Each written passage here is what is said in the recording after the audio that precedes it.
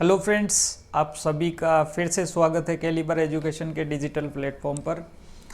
दोस्तों, नव वर्ष 2025 की आप सभी को ढेर सारी शुभकामनाएं। आरएस प्रीलिम्स एग्ज़ाम के अंदर मात्र अब 1 माह ही बचा है, तो आपके लिए प्रैक्टिस करने की दृष्टि से हम इकोनॉमिक सर्वे के जो क्वेश्चन सीरीज़ लेकर के आए हैं, स्प्रिंग क्वेश्चन सीरीज़, उसका पहला वीडियो लेक्चर आपने पहले देखा था जो इकोनॉमिक सर्वे के चैप्टर 1 वृहद आर्थिक प्रवृत्तियों के परिदृश्य से संबंधित था। उसमें हमने सब इम्पोर्टेंट डेटा तथ्यों को शामिल किया था। इसी सीरीज़ में आज हम चर्चा करने वाले हैं इकोनॉमिक सर्वे के चैप्टर 2 से संबंधित जो भी महत्वपूर्ण आपके क्वेश्चंस आने वाले एग्ज़ाम में बनते हैं, चाहे आरएस या और भी जो ढेर सारे कंपटीशन एग्ज़ाम्स आने वाले हैं। 2025 आपके लिए बहुत अच्छा हो, ऐसी कामना है। तो उनके लिए जो इकोनॉमिक सर्वे में महत्वपूर्ण योजनाएं, तथ्य वगैरह दिए हुए हैं, उनके जो है वीडियो सीरीज़ हम लेके आए हैं। उसमें आज हम चर्चा करेंगे इकोनॉमिक सर्वे के चैप्टर 2 से संबंधित महत्वपूर्ण प्रश्नों के बारे में। चैप्टर 2 आपका कृषि और संबद्ध क्षेत्र से संबंधित है। तो हमने प्रयास किया है कि कृषि और संबद्ध क्षेत्र से संबंधित जो भी महत्वपूर्ण डेटा, योजनाएं वगैरह है जो एग्ज़ाम की दृष्टि से आपके लिए बहुत महत्वपूर्ण है, उनको हमने इन क्वेश्चंस के अंदर समेटने का प्रयास किया है। मैं उम्मीद करता हूँ आपको वीडियो पसंद आएगा और ये क्वेश्चंस जो है वो आपके लिए लाभदायक सिद्ध होंगे। आपको करना क्या है दोस्तों, जब आप इस वीडियो को देखेंगे तो आपको पहले क्वेश्चन ध्यान से देख लेना है मेरे साथ। उसके बाद आप वीडियो को पॉज करके अपनी इच्छा से एक आंसर शीट तैयार कीजिए, उसमें सही उत्तर अपना खुद का लिखिए। उसके बाद वापस वीडियो को चला के देखिए कि इसका सही उत्तर क्या है। उसके बाद आप मैच कीजिए कि आप कितने क्वेश्चन सही कर पा रहे हैं। यकीन मानिए, अगर इस तरह से आप प्रैक्टिस करेंगे तो आपको जो तथ्य याद नहीं है या दिमाग से निकल जाते हैं वो आपके रिकॉल वापस हो जाएंगे। तो बिना देरी किए हम शुरू करते हैं। प्रश्न संख्या 1 है ना। राजस्थान में भू उपयोग की दृष्टि से असंगत तथ्य का चयन कीजिए। शुद्ध बोया गया क्षेत्र 73.74% है। राज्य में बंजर भूमि कुल प्रतिवेदित क्षेत्र का 10.39% है। ऑप्शन है आपका, राज्य में वानिकी कुल प्रतिवेदित क्षेत्र का 8.09% है। द ऑप्शन कह रहा है वृक्षों के झुंड तथा बाग कुल प्रतिवेदित क्षेत्र का 0.09% है। तो इसके अंदर दोस्तों जो सही उत्तर आपका हो जाएगा, असंगत तथ्य की बात जो है पूछी जा रही है, तो इसमें जो ऑप्शन है वो आपका सही हो जाएगा, क्योंकि शुद्ध बोया गया क्षेत्र है वो 73.74% नहीं होके 53.74% है। तो ये आपका जो है तथ्य असंगत है, यानी गलत है। आइए बढ़ते हैं दूसरे क्वेश्चन की तरफ। क्वेश्चन नंबर 2 बात करता है कृषि एवं संबंधित क्षेत्र का सकल राज्य मूल्य वर्धन के संदर्भ में निम्न कथनों पर विचार कीजिए और सही कथन या कथनों का चयन कीजिए। यानी कृषि और संबंधित क्षेत्र है, उसका जो है सकल राज्य मूल्य वर्धन जो है GSVA, उसमें कितना जो है योगदान है या उससे संबंधित जो है सही कथन कौन से हैं, वो आपको सही कथन इन कूट के माध्यम से सेलेक्ट करने हैं। तो पहला कथन बात कर रहा है स्थिर 2011-12 मूल्य पर वर्ष 2023-24 में 3.86% की वार्षिक वृद्धि दर दर्शाता है। यानी स्थिर मूल्यों पर जो है 2023-24 में कृषि की वार्षिक वृद्धि दर, यानी जो आपकी एनुअल ग्रोथ रेट है वो कितनी है, 3.86%। ये कथन 1 कह रहा है। कथन 2 कह रहा है कि प्रचलित मूल्य पर वर्ष 2023-24 में 9.99% वार्षिक वृद्धि दर दर्शाता है। यानी कृषि क्षेत्र में प्रचलित मूल्य पर जो है 23-24 में 9.99% वृद्धि दर जो है दर्शाता है। अब ये स्थिर दर और प्रचलित दर क्या होती है वो हम यहाँ चर्चा करेंगे तो वीडियो काफ़ी लंबा हो जाएगा। हम कभी किसी दूसरे वीडियो में इसकी चर्चा करेंगे, लेकिन यहाँ पर जो है दोस्तों इसका सही उत्तर हो जाएगा, कूट की दृष्टि से देखते हैं केवल एक सही है, केवल दो सही है, एक व दो दोनों सही है, या उपयुक्त में से कोई नहीं। तो ये जो दोनों कथन है दोस्तों, दोनों कथन सही है, यानी तो इसका आंसर हो जाएगा स, एक व दो दोनों सही है। यानी स्थिर मूल्य पर जो वृद्धि दर है वो 3.86% है और प्रचलित मूल्य पर है वो 9.99% है। आइए दोस्तों बढ़ते हैं क्वेश्चन नंबर 3 की तरफ। क्वेश्चन 3 बात कर रहा है कि कृषि एवं संबंध क्षेत्र के उप क्षेत्रों का प्रचलित मूल्य पर वर्ष 2023-24 में सर्वाधिक योगदान निम्नलिखित में से किस क्षेत्र का है। यानी कृषि और संबंध क्षेत्र जो है उसके वापस उप क्षेत्र है। यानी कृषि और संबंध क्षेत्र में बहुत सारी चीज़ें शामिल होती है, जैसे फसलों, शुद्ध जो बोई गई फसलें हैं उनके बारे में, पशुधन के बारे में, वानिकी के बारे में, मत्स्य के बारे में। तो इसमें सबसे ज़्यादा योगदान जो है वो किस सेक्टर का है। ठीक है, तो अ ऑप्शन कह रहा फसलें, ब ऑप्शन है पशुधन, स ऑप्शन है वानिकी और द ऑप्शन है मत्स्य।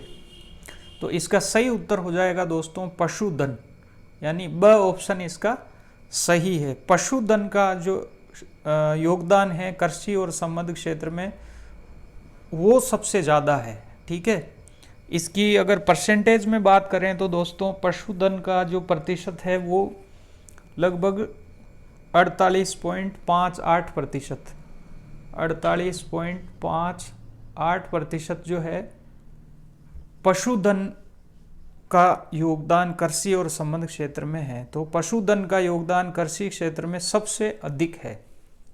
ठीक है, आइए नेक्स्ट क्वेश्चन की तरफ बढ़ते हैं। क्वेश्चन नंबर 4 की बात करते हैं। भू उपयोग सांख्यिकी 2022-23 के अनुसार राज्य में शुद्ध बोया गया क्षेत्रफल का प्रतिशत है। यानी हमने पहले क्वेश्चन में ही चर्चा की थी, वही क्वेश्चन वापस रिपीट हो गया है। थोड़ा सा क्वेश्चन का जो है लैंग्वेज चेंज है, बाकी डेटा वही पूछा गया है कि भू उपयोग सांख्यिकी के अनुसार शुद्ध बोया गया क्षेत्रफल कितना है। तो अ ऑप्शन बात कर रहा है 53.74%, ब ऑप्शन में है 48.34%, स ऑप्शन है 73.24%, द ऑप्शन है 58.27%। तो दोस्तों इसका सही उत्तर जो है वो हो जाएगा आपके 53.74%। हम क्वेश्चन नंबर 1 में इसकी ऑलरेडी चर्चा कर चुके हैं। तो आइए नेक्स्ट क्वेश्चन की तरफ बढ़ते हैं। क्वेश्चन नंबर 5, कृषि गणना 2015-16 के अनुसार राज्य में भूमि जोतों का औसत आकार है। यानी कृषि गणना जो है सरकार के द्वारा की जाती है, प्रत्येक 5 वर्ष में की जाती है। तो इसके अनुसार जो है भूमि जोतों का औसत आकार, यानी जितनी टोटल एग्रीकल्चर लैंड है उसमें तो कृषि करने वाले टोटल जनसंख्या है उसका भाग लगाएंगे तो औसत आकार आ जाएगा। तो इसका अगर सही उत्तर है वो इसमें से आपको बताना है। तो अ ऑप्शन है 2.53 हेक्टेयर, ब ऑप्शन है 2.73 हेक्टेयर, स ऑप्शन है आपका 2.92 हेक्टेयर, द है 3.73 हेक्टेयर। तो इसका सही उत्तर हो जाएगा दोस्तों 2.73 हेक्टेयर, 2.73 हेक्टेयर। आपका ब ऑप्शन जो है वो सही हो जाएगा। नेक्स्ट क्वेश्चन की तरफ बढ़ते हैं। क्वेश्चन नंबर 6 की बात करते हैं। राजस्थान देश में निम्नलिखित में से किन फसलों के उत्पादन में प्रथम स्थान पर है। ये आपके इकोनॉमिक सर्वे के अंदर डेटा दिए हुए हैं कि राजस्थान किन किन फसलों के उत्पादन में फर्स्ट नंबर पर है, सेकंड नंबर पर है, थर्ड नंबर पर है, इस प्रकार से। तो राजस्थान प्रथम स्थान पर किन किन फसलों के अंदर है उसका डेटा यहाँ पर दिया हुआ है। तो ऑप्शन ए बात कर रहा है बाजरा, मूंगफली, सरसों। ऑप्शन ब है बाजरा, सरसों, कुल तिलहन एवं ग्वार। ऑप्शन स बात कर रहा है बाजरा, चना, सोयाबीन। ऑप्शन द बात कर रहा है बाजरा, पोषक अनाज और चना। तो इसमें सही उत्तर आपका हो जाएगा ब, बाजरा, सरसों, कुल तिलहन और ग्वार। ये जो है आपके फसलों की ऐसा समूह है जिसमें राजस्थान देश में यानी संपूर्ण देश में प्रथम स्थान पर उत्पादन में जो है। ठीक है, नेक्स्ट क्वेश्चन की बात करते हैं। क्वेश्चन नंबर 7, राज्य के कृषि जलवायुवीय क्षेत्र शुष्क पश्चिमी मैदानी क्षेत्र फर्स्ट ए के अंतर्गत निम्नलिखित में से कौन सा जिला शामिल नहीं है? कौन सा जिला शामिल नहीं है? तो इसके अंदर जो है बात करते हैं हम कि कौन सा जिला शामिल नहीं है। ए ऑप्शन है जोधपुर, ब है फलोदी, स है बालोतरा, द है अनूपगढ़। तो इसके अंदर सही उत्तर है अनूपगढ़। हालांकि अनूपगढ़ को अभी राजस्थान सरकार ने जिले की श्रेणी से बाहर कर दिया है, यानी जिले को समाप्त कर दिया है, लेकिन हम इकोनॉमिक सर्वे की दृष्टि से चर्चा कर रहे हैं। तो इकोनॉमिक सर्वे के अनुसार जो है अनूपगढ़ फर्स्ट ए के अंदर शामिल नहीं है। ठीक है, अनूपगढ़ जो है वो उत्तरी पश्चिमी सिंचित मैदानी क्षेत्र, यानी ये फर्स्ट ए है तो वो फर्स्ट बी के अंदर आता है। ठीक है, तो अनूपगढ़ इसका सही उत्तर हो जाएगा। क्वेश्चन नंबर 8 की बात करते हैं।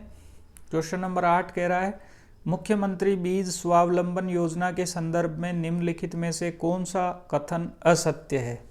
यानी मुख्यमंत्री बीज स्वावलंबन योजना जो है उसके अंदर आपको जो है असत्य क्वेश्चन, असत्य जो कथन है उसके बारे में बताना है। ऑप्शन आपका बात करता है इस योजना के तहत कृषकों द्वारा स्वयं के खेतों में अच्छी किस्म के बीज उत्पादन को बढ़ावा देना है। ब है योजना के अंतर्गत सरकार द्वारा कृषकों को उन्नत बीज उपलब्ध करवाया जाता है। स ऑप्शन है वर्तमान में योजना का क्रियान्वयन राज्य के 3 कृषि जलवायुवीय खंडों में किया जा रहा है। ऑप्शन द बात कर रहा है उपर्युक्त सभी कथन सही है। तो दोस्तों इसको आपने इकोनॉमिक सर्वे को ध्यान से पढ़ा हो तो 2018-19 से है ना जो है मुख्यमंत्री बीज स्वावलंबन योजना को मुख्यमंत्री बीज स्वावलंबन योजना को 2018-19 से 3 कृषि जलवायु खंडों में नहीं करके इसको सभी में लागू कर दिया गया है, सभी में लागू कर दिया गया है। तो असत्य कथन की बात करते हैं तो इसमें स कथन है वो असत्य है। 3 कृषि जलवायु खंडों में नहीं होकर के ये राज्य के सभी कृषि जलवायु खंडों में जो है योजना लागू है। नेक्स्ट क्वेश्चन की तरफ बढ़ते हैं। क्वेश्चन नंबर 9, कृषि शिक्षा में अध्ययनरत छात्राओं हेतु राज्य सरकार द्वारा स्नातक कृषि के लिए प्रति छात्रा प्रति वर्ष प्रोत्साहन राशि निम्नलिखित में से है। यानी एग्रीकल्चर के अंदर जो बच्चे पढ़ते हैं उनको सरकार एक प्रोत्साहन राशि देती है, तो उसमें जो छात्राएं स्नातक यानी जो ग्रेजुएशन के अंदर पढ़ रही है उनके लिए जो है प्रोत्साहन राशि कितनी है ये आपसे पूछा गया है। तो इसका सही उत्तर हो जाएगा स 25,000 वार्षिक, यानी 25,000 रुपये वार्षिक जो है उनको दे है।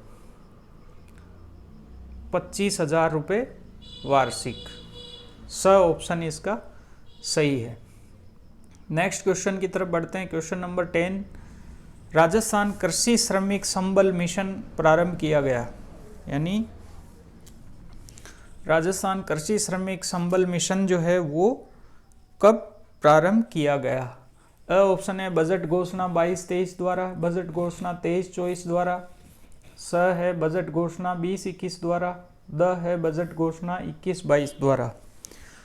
तो इसका सही उत्तर हो जाएगा दोस्तों बजट घोषणा 2023-24 के द्वारा। ठीक है, नेक्स्ट क्वेश्चन की तरफ बढ़ते हैं। क्वेश्चन नंबर 11, राष्ट्रीय खाद्य सुरक्षा मिशन के संदर्भ में निम्नलिखित में से सत्य कथन है। यानी यहाँ पर 4 कथन दिए हुए हैं, उसमें से आपको सही कथन बताना है राष्ट्रीय खाद्य सुरक्षा मिशन के बारे में। ये एक केंद्र प्रवर्तित योजना है, ए ऑप्शन। ब ऑप्शन कह रहा है इसकी राज्य में वर्ष 2007-8 में शुरुआत की गई। योजना में केंद्रीयांश व राज्यांश वित्त पोषण अनुपात क्रम से 60:40 है। ठीक है, नेक्स्ट जो ऑप्शन है उपयुक्त सभी कथन सही है। तो इसके अंदर राष्ट्रीय खाद्य सुरक्षा मिशन के अंदर उपयुक्त सभी कथन जो है वो सही है।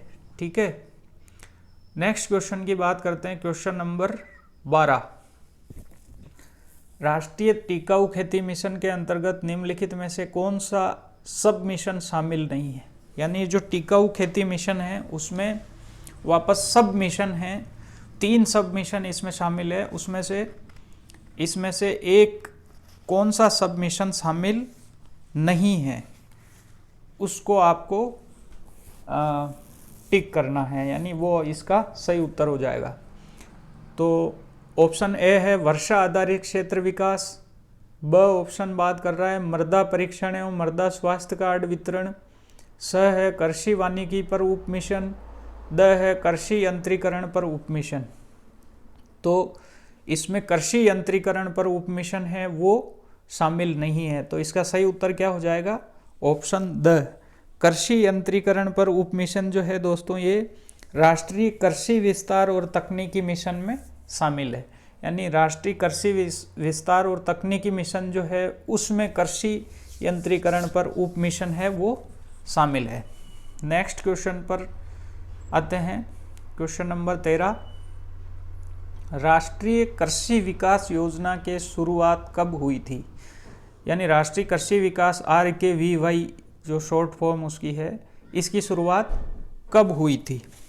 ठीक है, तो इसका अ ऑप्शन है वर्ष 7-8 में, वर्ष 2005-6 में, वर्ष 2011-12 में, वर्ष 2013-14 में।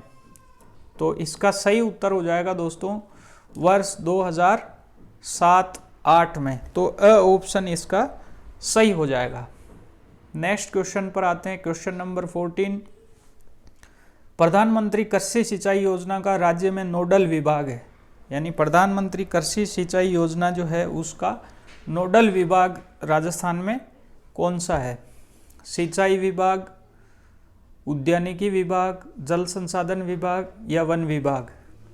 तो इसका सही उत्तर हो जाएगा दोस्तों ब ऑप्शन, है ना, उद्यानिकी विभाग।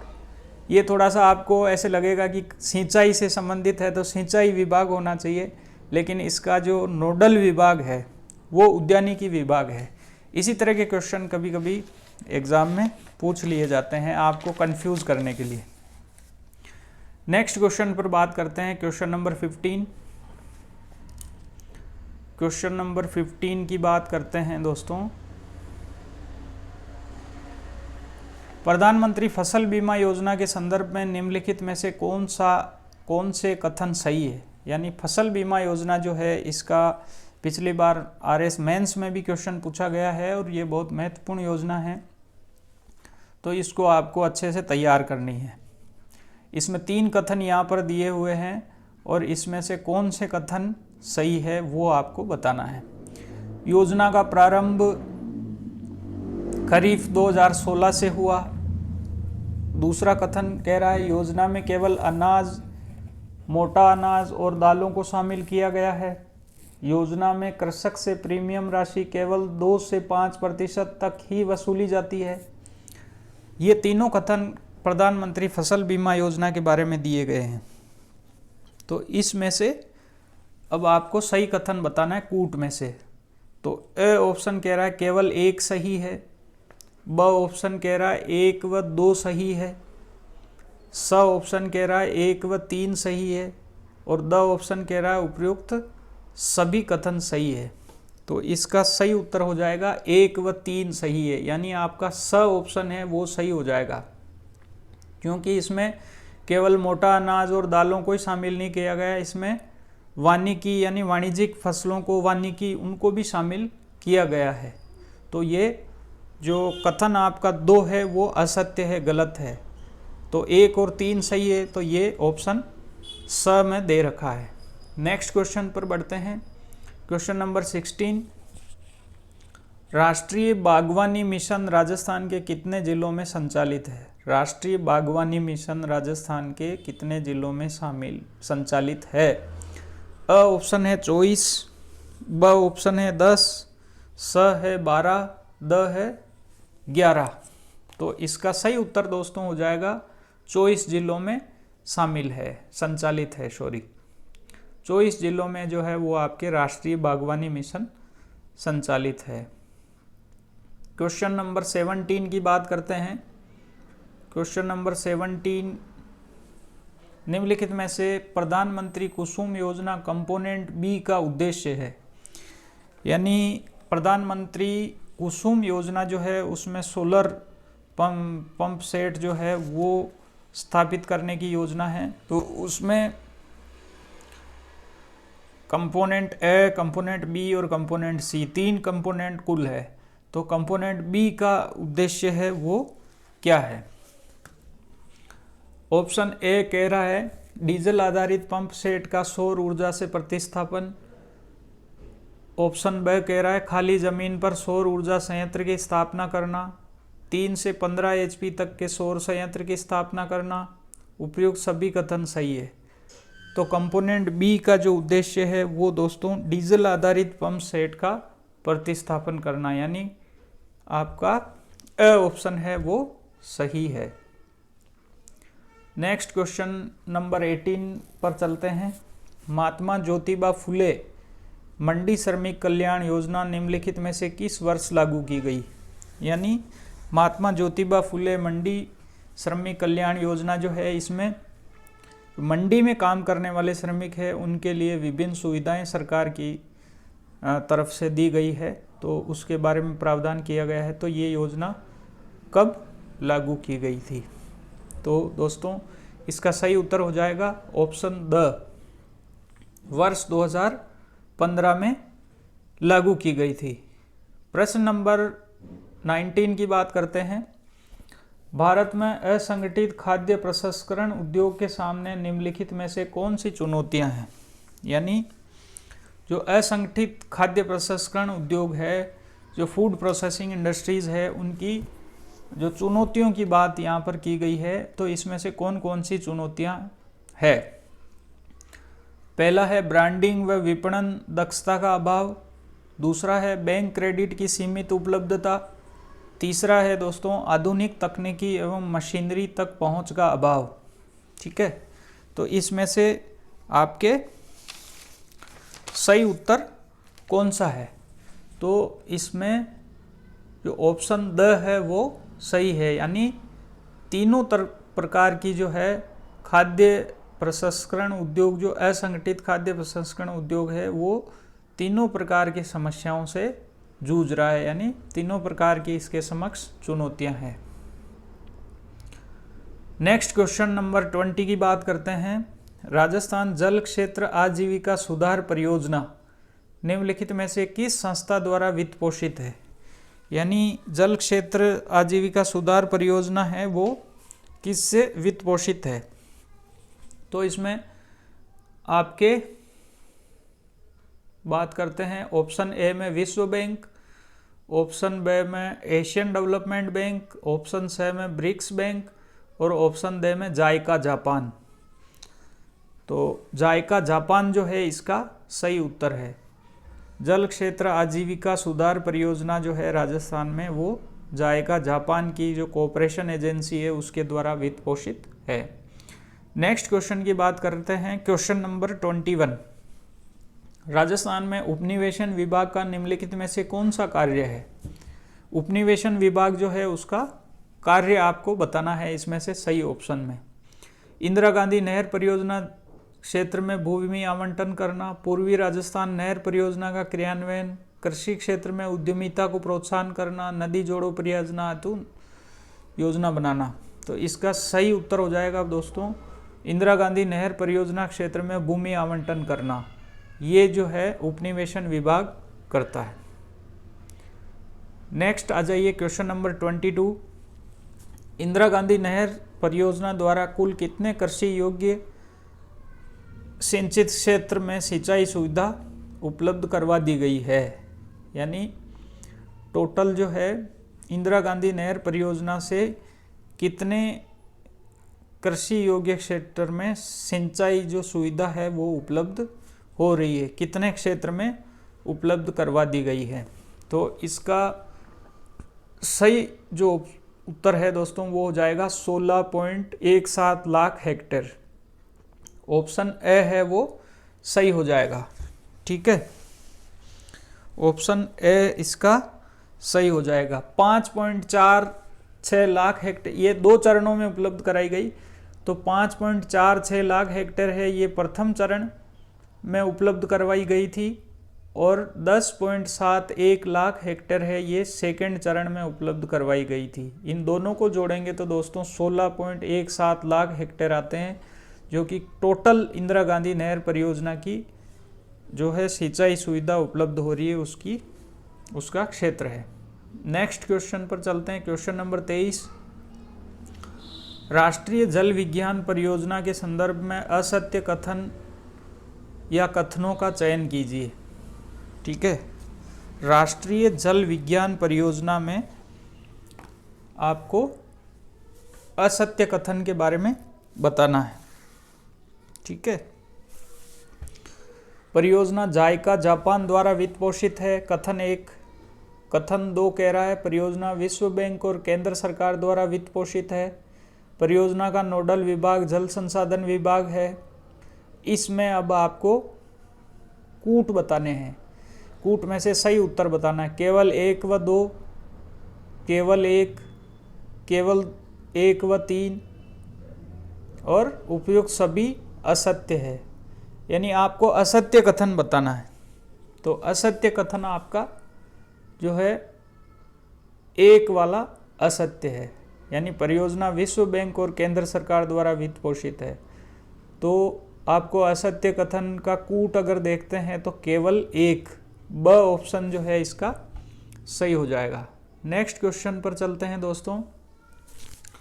जल संसाधन विभाग के आकलन रिपोर्ट 2023 के अनुसार राज्य में वर्ष 2023 में अतिदोहित ब्लॉक की संख्या है। यानी जो जल संसाधन विभाग है वो आपके रिपोर्ट निकालता है जिसमें कितने सुरक्षित ब्लॉक है, कितने अतिदोहित है, कितने कहाँ पर आपके जो है ग्राउंड वाटर की स्थिति खराब है, इससे संबंधित रिपोर्ट जो आती है उसके अनुसार आपके अतिदोहित ब्लॉकों की संख्या 2023 में कितनी है। तो 2023 के आंकड़े की बात करें तो दोस्तों इसका सही उत्तर हो जाएगा 216, यानी स ऑप्शन आपका सही है। नेक्स्ट क्वेश्चन पर चलते हैं। Question number 25। अटल भूजल योजना के संदर्भ में सही कथन ऑब्लिक कथनों की पहचान कीजिए। यानी अटल भूजल योजना जो है उसके सही कथन कौन कौन से हैं। यहाँ पर 4 कथन अटल भूजल योजना के बारे में दिए गए हैं। पहला कथन है योजना विश्व बैंक के सहयोग से 1 अप्रैल 2020 से लागू की गई। योजना में जल संसाधन विभाग नोडल विभाग है। तीसरा है योजना वर्ष 2020-21 से 2024-25 तक के लिए लागू की गई है। योजना राज्य के 16 जिलों में लागू की गई है। तो इसमें आपको सही कथन बताने हैं इस कूट के माध्यम से। ऑप्शन ए बात कर रहा है केवल 1 व 2, ब है 2 व 3, स है केवल 1, 2, 3 और द है 1, 2, 3, 4।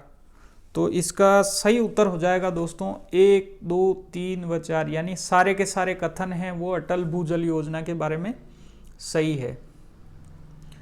नेक्स्ट क्वेश्चन की बात करते हैं। Question number 26। क्वेश्चन नंबर 26 बात कर रहा है मुख्यमंत्री जल स्वावलंबन अभियान 2.0 के अंतर्गत कुल कितने ग्राम में जल संग्रहण एवं संरक्षण कार्य करवाए जाएंगे। तो इस तरह के जो फैक्चुअल क्वेश्चन हैं वो आपको एग्ज़ाम में पूछे जा सकते हैं। आरपीएससी का राजस्थान के एग्ज़ाम्स का ट्रेंड भी ऐसा ही है कि आपको फैक्चुअल क्वेश्चंस के लिए भी तैयार रहना है। तो ऑप्शन ए है 21,000, ब है 22,500, स है 20,000, द है 24,300। तो इसका सही उत्तर हो जाएगा दोस्तों 20,000।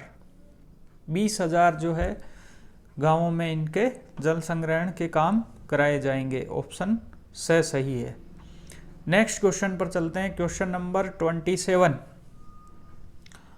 पशु गणना 2019 के अनुसार निम्न अंकित कथनों पर विचार कीजिए। इन कथनों पर विचार करना, आपको कथनों को पढ़ना है, उसके बारे में फिर सही जो है वो कौन से हैं वो सेलेक्ट करने हैं।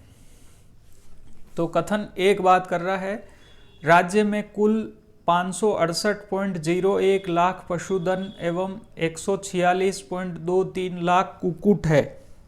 ठीक है। कथन दो बात कर रहा है, देश के कुल पशुधन का 10.60% राजस्थान में उपलब्ध है। कूट की बात करते हैं तो इसमें से सही कूट कौन सा है? केवल एक, केवल दो, एक व दो, उपयुक्त में से कोई नहीं। तो पशु गणना 2019 के अनुसार जो है दोनों ही कथन सही है, तो ऑप्शन से आपका सही हो जाएगा, 1 व 2।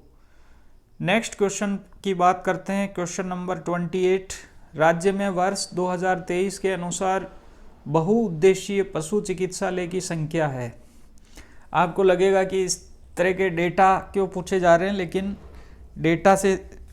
डेटा से संबंधित इस तरह के क्वेश्चन पिछले एग्जाम्स में आए हैं, तो उसके एक्सपीरियंस के आधार पे दोस्तों ये क्वेश्चन बनाए गए हैं।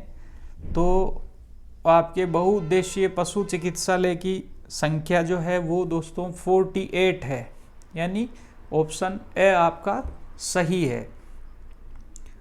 नेक्स्ट क्वेश्चन की बात करते हैं। Question number 29। दूध उत्पादन की दृष्टि से राष्ट्रीय उत्पादन में वर्ष 2020-21 में राज्य का योगदान निम्नलिखित में से कितने प्रतिशत है? यानी इस तरह का आपको ऐसा लगेगा कि 20-21 का क्यों पूछा जा रहा। तो दोस्तों इकोनॉमिक सर्वे के अंदर जो है आपको यही आंकड़ा दिया हुआ है, तो आपको यही ध्यान में रख के और यही आपको याद करना है।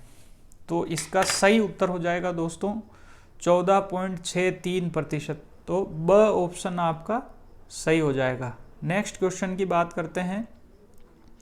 Question number 30। पशुपालकों को उनके द्वार पर पशु चिकित्सा सेवाएं उपलब्ध कराने के लिए मेडिकल सेवा 108 की तर्ज पर प्रारंभ की गई मोबाइल वेटेनरी सेवा के नंबर हैं, यानी 104, 102, 1962, 1952। तो 108 की तर्ज पर कौन सा नंबर डायल करेंगे आप, तो आपको वेटेनरी मोबाइल सेवा जो है वो उपलब्ध होगी। तो इसका सही उत्तर हो जाएगा दोस्तों 1962। तो आप कभी डायल करके देखिए कि 108 जैसे आती है वैसे 1962 डायल करने पर वेटेनरी मोबाइल सेवा उपलब्ध होती है या नहीं। नेक्स्ट क्वेश्चन की बात करते हैं। Question number 31। संपूर्ण राज्य में संचालित जिला दूध उत्पादक सहकारी संघ की संख्या है, यानी पूरे राज्य के अंदर जिला दूध उत्पादन सहकारी संघ जो है वो कितने हैं आपको बताना है। अ ऑप्शन कह रहा है 50, ब ऑप्शन कह रहा 33, स कह रहा 36, द कह रहा 24। तो सही उत्तर इसमें से है दोस्तों द, यानी 24। यानी इसमें आपको कंफ्यूज नहीं होना है, क्योंकि 50 जिले पहले बने थे, फिर रेड्यूस होके 41 हो गए, 33 जिले भी थे। तो आपको कंफ्यूज नहीं होना है, आपको सही डेटा याद करना है। 24 जिला दूध उत्पादक सहकारी संघ है वो 24 है। नेक्स्ट क्वेश्चन की तरफ बढ़ते हैं। Question number 32। क्वेश्चन नंबर 32 कह रहा है, राज सरस सुरक्षा कवच बीमा योजना के संदर्भ में निम्नलिखित में से असत्य कथन की पहचान कीजिए। यानी इस योजना के संदर्भ में गलत कथन कौन सा है? यह एक सामूहिक दुर्घटना बीमा योजना है, ठीक है। यह एक व्यक्तिगत दुर्घटना बीमा योजना है। स बात कर रहा है योजना में दूध उत्पादक की मृत्यु होने पर 5 लाख रुपए बीमा राशि देय है। योजना का 8वां चरण 1 फरवरी 2024 से लागू किया गया है। तो दोस्तों इसका असत्य कथन जो है वो अ है, यानी यह सामूहिक दुर्घटना बीमा योजना नहीं है, ये व्यक्तिगत दुर्घटना बीमा योजना है। तो अ ऑप्शन इसका सही हो जाएगा क्वेश्चन की डिमांड के अकॉर्डिंग। नेक्स्ट क्वेश्चन की बात करते हैं, क्वेश्चन नंबर 33। सरस सामूहिक आरोग्य बीमा योजना का 16वां चरण प्रारंभ किया गया, यानी इसका 16वां चरण जो है वो कब प्रारंभ किया गया? अ ऑप्शन बात कर रहा है 29 नवंबर 2023 से, ब है 1 फरवरी 2024 से, स ऑप्शन बात कर रहा है 1 जनवरी 2024 से, द ऑप्शन बात कर रहा है 1 अप्रैल 2024 से। तो इसका सही उत्तर हो जाएगा दोस्तों ऑप्शन अ 29 नवंबर 2023 से। नेक्स्ट क्वेश्चन की बात करते हैं, क्वेश्चन नंबर 34। मुख्यमंत्री दुग्ध उत्पादक संबल योजना के अंतर्गत दुग्ध उत्पादकों को अधिकतम अनुदान राशि देय है, यानी जो दुग्ध उत्पादकों को जो डेयरी में दूध देते हैं उनको अनुदान राशि सरकार देती है। उसकी मैक्सिमम जो प्रति लीटर है वो कितनी राशि है? ऑप्शन ए 2 रुपये प्रति लीटर, ऑप्शन ब 3 रुपये प्रति लीटर, 4 रुपये प्रति लीटर और ऑप्शन द है 5 रुपये प्रति लीटर। तो मैक्सिमम जो राशि है वो दोस्तों 5 रुपये प्रति लीटर है, यानी ऑप्शन आपका द सही है, द ऑप्शन सही है। नेक्स्ट क्वेश्चन की बात करते हैं, क्वेश्चन नंबर 35। राज्य में कुल घोषित वन क्षेत्र जो कि राज्य के भौगोलिक क्षेत्र का कितना प्रतिशत है? यानी कुल घोषित वन क्षेत्र है वो राज्य के भौगोलिक क्षेत्रफल का कितना प्रतिशत है? तो इसका सही उत्तर हो जाएगा दोस्तों ऑप्शन ब 9.61% इसका सही उत्तर है। नेक्स्ट क्वेश्चन की तरफ चलते हैं, क्वेश्चन नंबर 36। क्वेश्चन नंबर 36 है दोस्तों, सूची प्रथम का सूची द्वितीय से मिलान कीजिए। यानी इस तरह का आरपीएससी का ट्रेंड क्वेश्चन पूछने का है, मंत्रालय बोर्ड भी इस तरह के क्वेश्चन पूछता है, तो आपको मैच करना है। सूची प्रथम में राष्ट्रीय उद्यान दिए गए हैं, जीव अभ्यारण्य, टाइगर रिजर्व, संरक्षित क्षेत्र, 4 फैक्ट हैं और इधर इनकी संख्या दी गई है, तो आपको मैच करना है। तो मैच करने की दृष्टि से कौन सा क्वेश्चन कौन सा जो है कूट आपका सही होगा, कौन सा आंसर आपका सही होगा? तो इसका आप देखेंगे तो राष्ट्रीय उद्यान है वो कितने हैं दोस्तों? 3 हैं। तो एक में सी कौन से में है? तो इसमें ए ऑप्शन में एक में सी है, यानी राष्ट्रीय उद्यान कितने हैं? सी 3। तो एक ऑप्शन को सही करने से, एक फैक्ट को मिलाने से आपका पूरा आंसर जो है वो सही हो रहा है, क्योंकि फर्स्ट के अंदर सी किसी में नहीं है, तो आपका ए सही हो जाए, आपको दिमाग फालतू लगाना ही नहीं है। कई बार क्या होता है कि हम बड़े सारे लंबे चौड़े आंसर को देख के घबरा जाते हैं, लेकिन यहाँ पर देखिए मज़ेदार बात यह है कि एक ही तथ्य को राष्ट्रीय उद्यान कितने 3 ये फैक्ट आपको याद है तो पूरा क्वेश्चन सही हो गया। तो आपको घबराना नहीं है और क्वेश्चन को ध्यान से पढ़ना है तो हल निकलेगा। ठीक है, नेक्स्ट क्वेश्चन की तरफ बढ़ते हैं। क्वेश्चन नंबर 37 की तरफ बढ़ते हैं। क्वेश्चन नंबर 37 बात कर रहा है राजस्थान को हरित प्रदेश बनाने की दिशा में राजस्थान ग्रीनिंग और रिवाइंडिंग मिशन के तहत वनस्पति आवरण को बढ़ाने के लिए संचालित योजना कौन सी है? तो दोस्तों the inside forest Rajasthan TIFR, the outside forest Rajasthan TOFR, the outside Rajasthan TOR, tree inside Rajasthan TIR।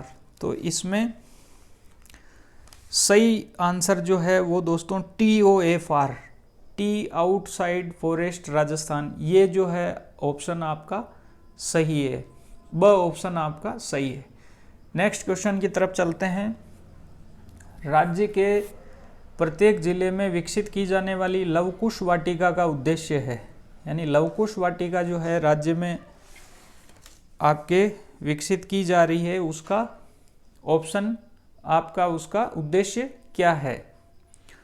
तो अ ऑप्शन की बात करते हैं, आंगनवाड़ी हेतु जागरूकता, ब है महिला सशक्तिकरण हेतु जागरूकता, स बात कर रहा है इको टूरिज्म को बढ़ावा देना, द बात कर रहा है प्रदूषण नियंत्रण को बढ़ावा देना। तो इसका सही उत्तर हो जाएगा दोस्तों स, इको टूरिज्म को बढ़ावा देना। नेक्स्ट क्वेश्चन की तरफ बढ़ते हैं। क्वेश्चन नंबर 39, निम्नलिखित कथनों में से संगत तथ्य की पहचान कीजिए। ये थोड़ा सा टाइपिंग में मिस्टेक हो गई है, यहाँ पर असंगत तथ्य पूछा गया है। क्या पूछा है?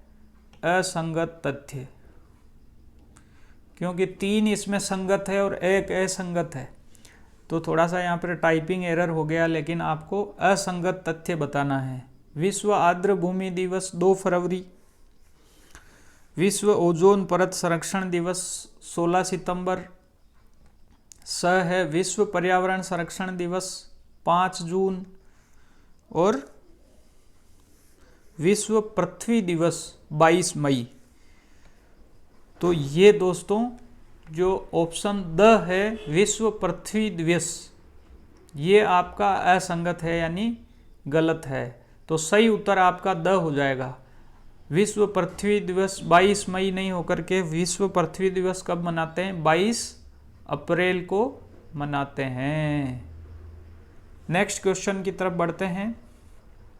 क्वेश्चन नंबर 40, राजस्थान राज्य द्वारा जैविक विविधता अधिनियम 2002 की किस धारा के तहत राजस्थान जैविक विविधता नियम 2010 को अधिसूचित किया गया है?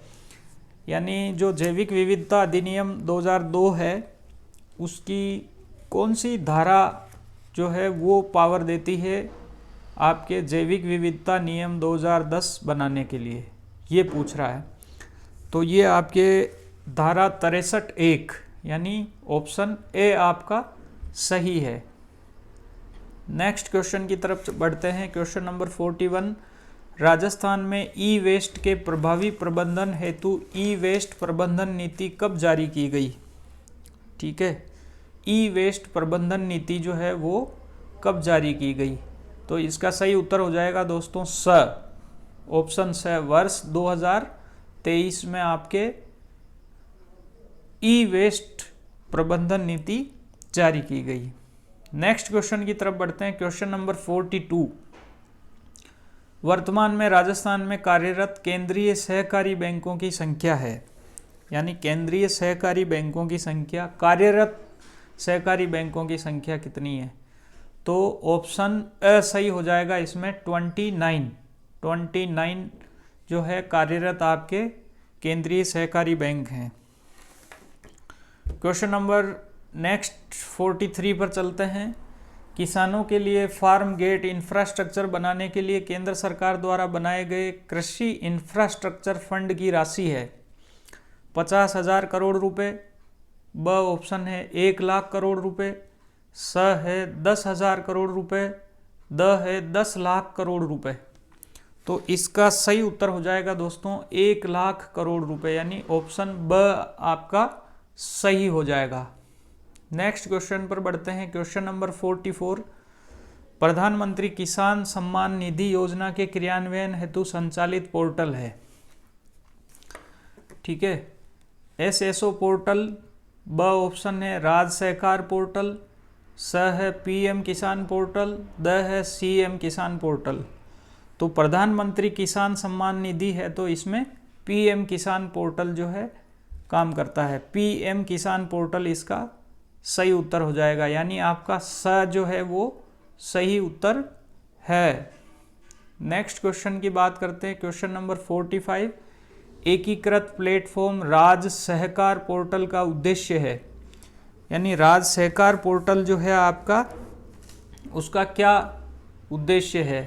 पहला है अल्पकालीन फसल ऋण आवेदन, दूसरा है न्यूनतम समर्थन मूल्य हेतु आवेदन, स है सोसाइटी पंजीकरण हेतु नवीन आवेदन, और द है उपयुक्त सभी। तो इसका सही उत्तर हो जाएगा दोस्तों एकीकृत प्लेटफॉर्म जो है ये है, इसमें सभी प्रकार के आप आवेदन कर सकते हो, तो उपयुक्त सभी इसका सही उत्तर हो जाएगा। नेक्स्ट क्वेश्चन की बात करते हैं, क्वेश्चन नंबर 46।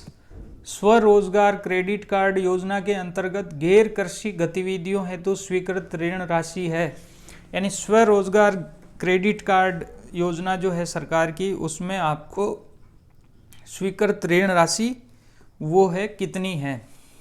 तो ऑप्शन ए बात कर रहा है 50,000 तक, 50 लाख तक, 5 लाख तक और 1 लाख तक। तो स्वरोजगार क्रेडिट कार्ड योजना जो है उसमें दोस्तों 50,000 तक की ऋण राशि स्वीकृत है, तो ऑप्शन ए सही हो जाएगा आपके अ।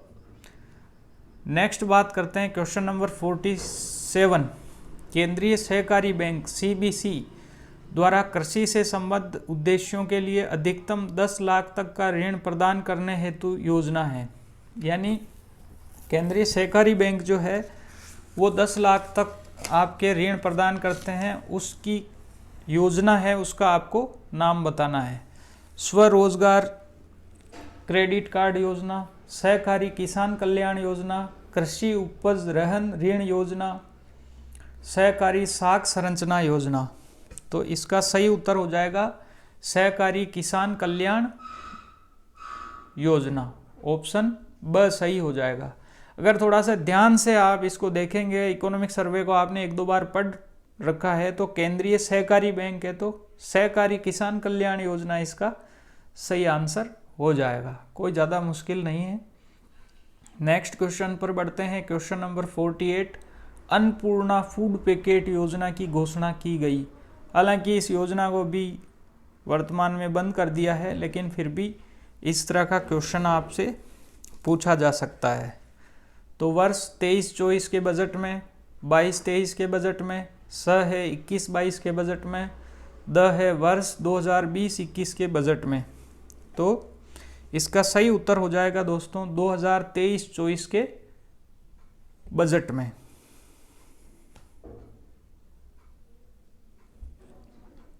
ठीक है। Question number 49। क्वेश्चन नंबर 49, निम्नलिखित में से बेबी ब्लैंकेट योजना का संबंध है, यानी बेबी ब्लैंकेट योजना जो है इसका संबंध किससे संबंधित है।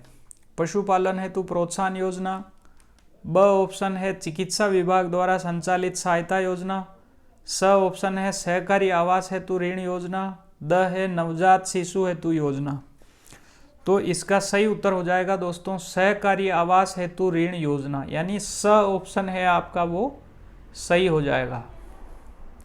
नेक्स्ट क्वेश्चन की बात करते हैं, मत्स्य विभाग द्वारा आदिवासी मछुआरों के उत्थान हेतु महत्वाकांक्षी योजना आजीविका मॉडल जो शून्य राजस्व मॉडल है, निम्नलिखित में से राज्य के किस जलाशय में प्रारंभ की गई है।